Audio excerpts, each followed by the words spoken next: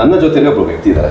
So ಇವ್ರನ್ನ ಕರ್ನಾಟಕದ ಸುಮಾರು ಜನ ಭೂಗತ ಲೋಕದ ವಿಚಾರವಾಗಿ ನೆನಪು ಮಾಡ್ಕೊತಾರೆ. ಒಂದಿಷ್ಟು ಜನ ಆಕ್ಟಿವಿಸ್ಟ್ ಆಗಿ ಯೋಚನೆ ಮಾಡಿದ್ರೆ, ಒಂದಿಷ್ಟು ಜನ ನೇರ ನುಡಿಯ ಸಿದ್ಧಾಂತ ಇರುವಂತಹ ವ್ಯಕ್ತಿ ಅಂತ ಹೇಳ್ತಾರೆ. ಬಟ್ ನಾನು ಇವತ್ತು ಇವ್ರನ್ನ ಮಾತಾಡ್ತಾ ಇರೋದು ಕನ್ನಡ ಚಿತ್ರರಂಗದ ನಟನಾಗಿ. ಸೊ ಎಸ್, ನಮ್ಮ ಜೊತೆ ಇರುವಂಥದ್ದು ಅಗ್ನಿ ಶ್ರೀಧರ್ ಸರ್. ಸರ್ ನಮಸ್ತೆ, ಹೇಗಿದ್ದೀರಾ? ಚೆನ್ನಾಗಿದ್ದೀನಿ ಅನಿಲ್. ಸೊ ಅಗ್ನಿ ಶ್ರೀಧರ್ ಅಂದ ತಕ್ಷಣ ಪ್ರತಿಯೊಬ್ಬರಿಗೂ ಒಂದೊಂದು ವಿಚಾರವಾಗಿ ನೆನಪು ಮಾಡ್ಕೊತಾರೆ. ಒಂದಿಷ್ಟು ಜನ ಭೂಗತ ಲೋಕಕ್ಕಾಗಿರ್ಬೋದು, ಅಥವಾ ಆಕ್ಟಿವಿಸ್ಟ್ ಆಗಿರ್ಬೋದು, ಅಥವಾ ನೇರ ನುಡಿಯನ್ನ ನೇರವಾಗಿ ಹೇಳುವಂಥ ವ್ಯಕ್ತಿತ್ವ ಆಗಿರೋದು. ಆದರೆ ಇವತ್ತು ನಾವು ನಿಮ್ಮ ಜೊತೆ ಕುತ್ಕೊಂಡಿರೋದು ಕ್ರೀಮ್ ಚಿತ್ರದ ನಟರಾಗಿ, ಅಂದರೆ ಆ ಕ್ರೀಮ್ ಚಿತ್ರದಲ್ಲಿ ನೀವು ನಟನೆ ಮಾಡಿರುವಂಥ ವಿಚಾರವಾಗಿ ಮಾತಾಡಲಿಕ್ಕೆ ಬಂದಿದ್ದೀವಿ. ಇಷ್ಟು ಜಗತ್ತನ್ನು ನೋಡ್ಕೊಂಡ್ ಬಂದರೆ ಇವಾಗ ಸಡನ್ ಆಗಿ ಕನ್ನಡ ಇಂಡಸ್ಟ್ರಿಗೆ ಬಂದಿದ್ರು ಒಬ್ಬ ನಟರಾಗಿ. ಹೇಗಿದ್ದು ಜರ್ನಿ ಶುರುವಾಗಿತ್ತು, ಯಾಕೆ? ನಾನು ಕನ್ನಡ ಇಂಡಸ್ಟ್ರಿಗೆ ಬಂದಾಗಲೇ 15 ವರ್ಷ ಆಗೋಯ್ತು. ಓಕೆ. ಆ ದಿನಗಳು ಮಾಡಿ 15 ವರ್ಷ ಆಯಿತು. ಹೌದು. ಸೊ ಆವತ್ತಿಂದಲೂ 6-7 ಫಿಲ್ಮ್ ಮಾಡಿದ್ದೀವಿ. ಮತ್ತು ಆ್ಯಕ್ಟಿವಿಸ್ಟಾಗಿ ಎಷ್ಟು ಮಾಡಿದ್ರು ಅದಕ್ಕಿಂತ ಹೆಚ್ಚು ಹೆಸರು ಇದರಲ್ಲೂ ಮಾಡಿದ್ದೀನಿ. ಅಲ್ಲಿ ಸಿನಿಮಾ ರಂಗದಲ್ಲಿ, ಚಿತ್ರರಂಗದಲ್ಲಿ ಎಲ್ಲರೂ ರೆಕಗ್ನೈಸ್ ಮಾಡಿದ್ದಾರೆ. ಕಲ್ಟ್ ಫಿಲಮ್ಸ್ ಮಾಡಿದ್ದೀವಿ ಅಂತ ಹೇಳ್ತಿದ್ದಾರೆ. ನಟ ಆಗಿ ಇನ್ನೂ ಜನ ನೋಡಿಲ್ಲ. ಸೊ ನಾನು ನಟನಾಗಿ ಈಗ ಮಾತನಾಡೋದ್ರಲ್ಲಿ ಅರ್ಥನೇ ಇಲ್ಲ. ನಟ ಆಗಬೇಕಾದ್ರೆ ಇನ್ನೂ ಒಂದಷ್ಟು ದಿನ ಹೋಗಬೇಕು. ಅದನ್ನು ಜನ ನೋಡಿದಾಗ ಮಾತ್ರ ನಟ ಆಗೋದು. ನಾನು ಮಾಡಿದ್ದೀನಿ ಅಂತ ತಕ್ಷಣ ಆಗೋದಿಲ್ಲ. ಇವತ್ತು ಕ್ರೀಮ್ ಇನ್ನೂ ರಿಲೀಸೇ ಆಗಿಲ್ಲ. ಕ್ರೀಮ್ ಸಿನಿಮಾದಲ್ಲಿ ಆ ಪ್ರೊಡ್ಯೂಸರು ಮಾಡಲೇಬೇಕು ಅಂತ ಒತ್ತಡ ಹೇರಿದರು. ನಾನು ಇಷ್ಟಪಡಲಿಲ್ಲ, ಡೈರೆಕ್ಟ್ರ್ ಇಷ್ಟಪಡಲಿಲ್ಲ, ಸುತ್ತಾಗಿರೋರು ಯಾರೂ ಇಷ್ಟಪಡದೇ ಇದ್ರೂ ಹಠ ಮಾಡಿ ಮಾಡಿಸಿದ್ರು.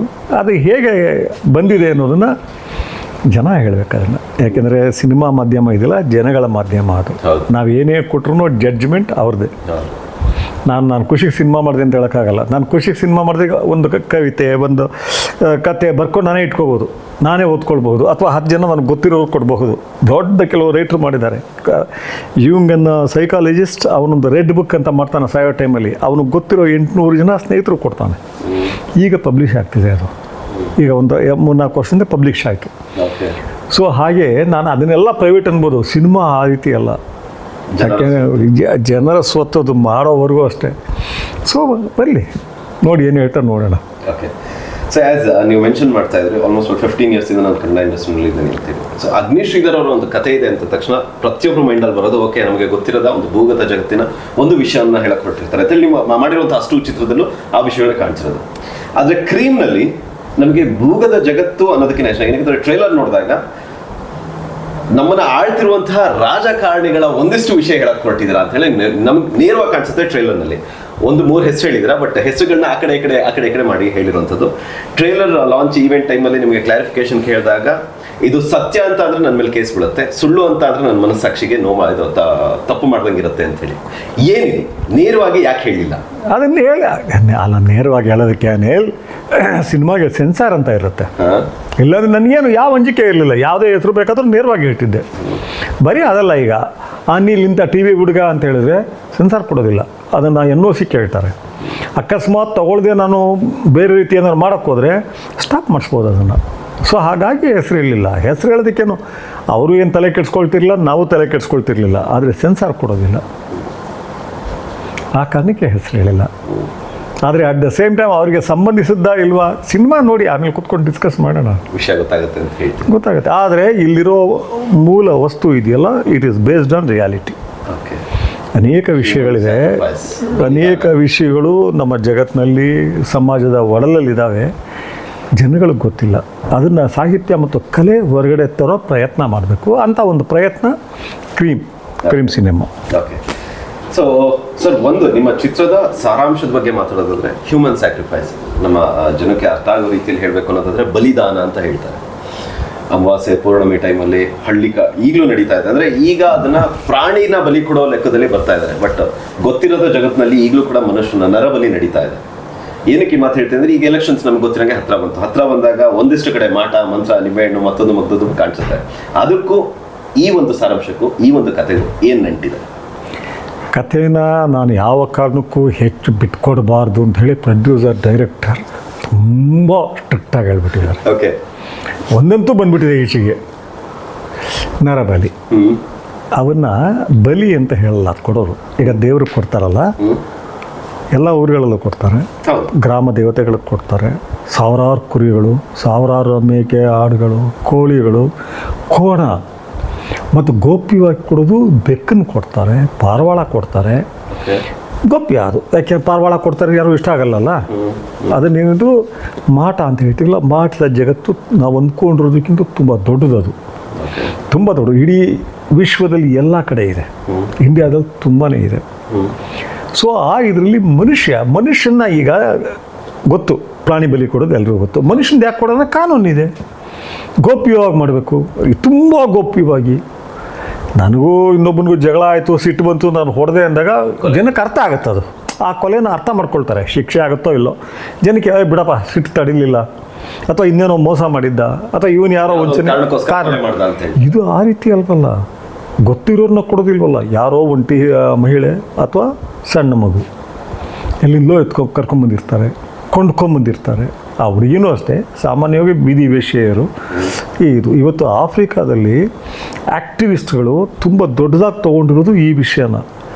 ಒಂಟಿ ಹೆಣ್ಣು ಅಥವಾ ಸೂಳೆಯರು, ವೇಶ್ಯೆಯರು, ಬೀದಿ ಸೂಳೆಯರನ್ನು ನೀವು ದೇವರನ್ನು ಒಲಿಸ್ಕೊಳ್ಳೋದಕ್ಕೆ ಬಲಿ ಕೊಡಬೇಡಿ ಅಂತ ಹೇಳಿ ದೊಡ್ಡ ಪ್ರಮಾಣದಲ್ಲಿ ಆಫ್ರಿಕಾದ ಎಲ್ಲ ದೇಶಗಳಲ್ಲೂ ಇವತ್ತು ನಡೀತಾ ಇದೆ.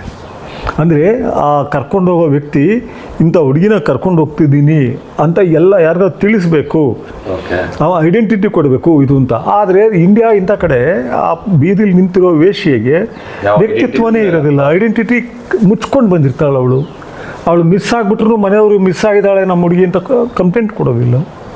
ಬಹಳ ಕಡೆ ನಡೆಯುತ್ತೆ ಇಂಡಿಯಾದಲ್ಲಿ ಇದು. ಸೊ ಆ ವಸ್ತು ತೆಗೆದುಕೊಂಡು ನಾವಿಲ್ಲಿ ಡೀಲ್ ಮಾಡಿದ್ದೀವಿ. ಈ ವಿಚಾರ ನಿಮಗೆ ತಿಳಿದು ಎಷ್ಟು ವರ್ಷ ಆಗಿತ್ತು ಸರ್?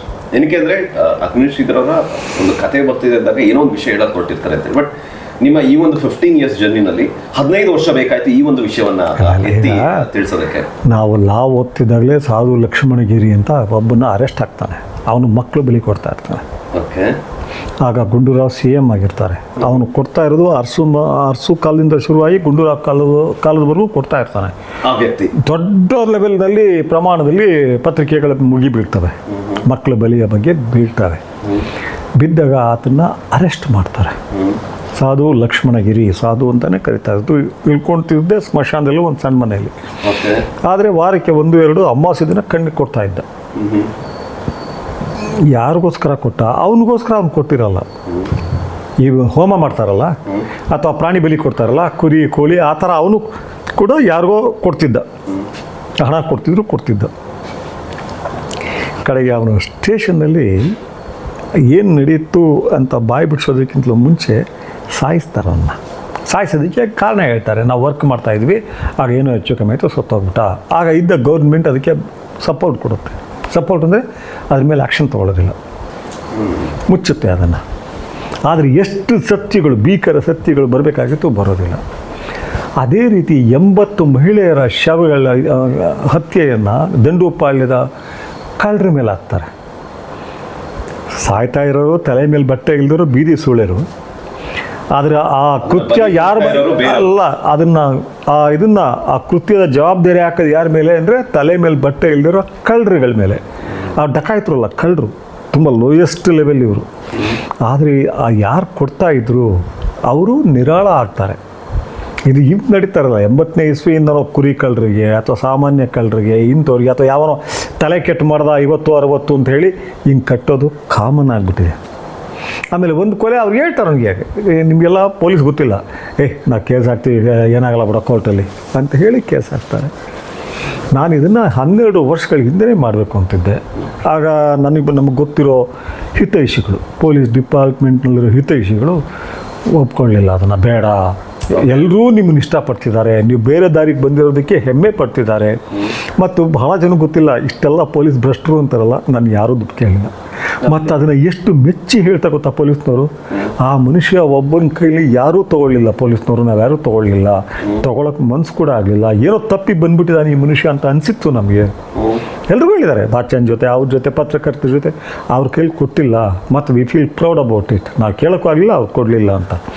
ಇಷ್ಟರ ಮಟ್ಟಿಗೆ ಪೊಲೀಸ್ ನನ್ನನ್ನು ಲೈಕ್ ಮಾಡ್ತಾ ಇದ್ದಾಗ, ಬೇರೆ ವಿಷಯದಲ್ಲಿ ಏನೇ ಇರಲಿ ನಾವು ಖಂಡಿಸ್ಲಿ, ಆದರೆ ಪರ್ಸನಲ್ ಆಗಿ ನನ್ನ ಬಗ್ಗೆ ಅಷ್ಟು ಪ್ರೀತಿ ವಿಶ್ವಾಸ ಇಟ್ಕೊಂಡು ಈ ಮನುಷ್ಯ ಚೆನ್ನಾಗಿರಲಿ ಅಂತ ಬಯಸ್ತಾ ಇರುವಾಗ ನೀವು ಪೊಲೀಸ್ ವಿರುದ್ಧ ಹೋಗ್ತಿದ್ದೀರಿ, ತೊಂದರೆ ಆಗುತ್ತೆ ನಿಮಗೆ ಅಂತ ಹೇಳಿ ಹಿತೈಷಿಗಳು ಬಹಳ ಗಲಾಟೆ ಮಾಡಿದ್ರು. ಮತ್ತು ಬಚ್ಚನ್ನು ಇವ್ರನ್ನೆಲ್ಲ ಒಪ್ಸಿದ್ರು. ಬಚ್ಚನ್ನು ನನ್ನ ಜೊತೆ ಇದ್ದ ದಲಿತ ಮುಖಂಡರು ಒಪ್ಸಿದ್ರು, ಮಾಡೋಕ್ಕೆ ಬಿಡಬೇಡಿ ಅಂತ. ಆ ಪ್ರಶ್ನೆ ಒಂದೇ ಇತ್ತು, ಯಾವ ದಂಡುಪಾಲಿದು ಇವರು, ಅದ್ರ ಬಗ್ಗೆ ನಿಮ್ಗೆ ಏನಾಗಬೇಕು, ಅವ್ರೇನು ದೊಡ್ಡ ಸಮಾಜ ಸುಧಾರಕರ? ನಾನು ಹೇಳಿದೆ, ಅವರು ಸಮಾಜ ಸುಧಾರಕರಲ್ಲ, ಇದ್ದಿದ್ದರೆ ನೀವೆಲ್ಲ ಮಾತನಾಡ್ತಾ ಇದ್ರಿ, ತಲೆ ಮೇಲೆ ಬಟ್ಟೆ ಇಲ್ದಿರೋ ಕಳ್ಳರು, ಅದಕ್ಕೋಸ್ಕರ ನಾನು ಹೇಳಬೇಕು ಅಂತಿದ್ದೀನಿ ಎಂದೆ. ಆದರೆ ಅವರ ಪ್ರಶ್ನೆಗಳು ಭಾಳ ಇದಾಗಿತ್ತು. ನಾಳೆ ನಿಮ್ಮ ಹೆಚ್ಚು ಕಮ್ಮಿ ಆಗೇ ಬಿಟ್ರಿ. ಕೆಲವ್ರ ಜೊತೆ ನಮಗೆ ವಿರೋಧ ಬೇರೆ ಇತ್ತು ಆ ಸಮಯದಲ್ಲಿ. ಅದೆಲ್ಲ ಸೇರಿ ಪೊಲೀಸ್ ನಿಮ್ಮನ್ನ ಹೆಚ್ಚು ಕಮ್ಮಿ ಮಾಡಿದ್ರೆ ನಾವೇನು ಮಾಡೋಕ್ಕಾಗತ್ತೆ. ಆಗ ಇಷ್ಟು ರಿಸ್ಕ್ ತೊಗೊಳ್ಳೋದಕ್ಕೆ ಸುಮ್ಮನೆ ಆಗಿಬಿಟ್ಟೆ. ಬಟ್ ಅವತ್ತು ನಾನು ಹೇಳಬೇಕು ಅಂತಿದ್ದ ನೆಲೆ ಆ ದಂಡುಪಾಳ್ಯ ಇದನ್ನು ಫಿಕ್ಸ್ ಮಾಡ್ತಿದ್ರಲ್ಲ ಅವ್ರ ನೆಲೆಯಿಂದ ಹೇಳಬೇಕು ಅಂತಿದ್ದೆ. ಇವತ್ತು ನಾನು ಹೇಳಿರೋದು ಒಂಟಿ ಮಹಿಳೆಯರ ನೆಲೆಯಿಂದ. ಮತ್ತು ಅದನ್ನು ಬಲಿ ಕೊಡ್ತಿದ್ರಲ್ಲ ಬಲಾಢ್ಯ ವ್ಯಕ್ತಿ, ಕರ್ನಾಟಕದಲ್ಲಂತೂ ಆ ಕೊಡ್ತಿದ್ದು ಬಹಳ ಬಲಾಢ್ಯ ವ್ಯಕ್ತಿ, ಆ ವ್ಯಕ್ತಿಯ ನೆಲೆಯಿಂದ ಸಿನಿಮಾ ಮಾಡಿರೋದು.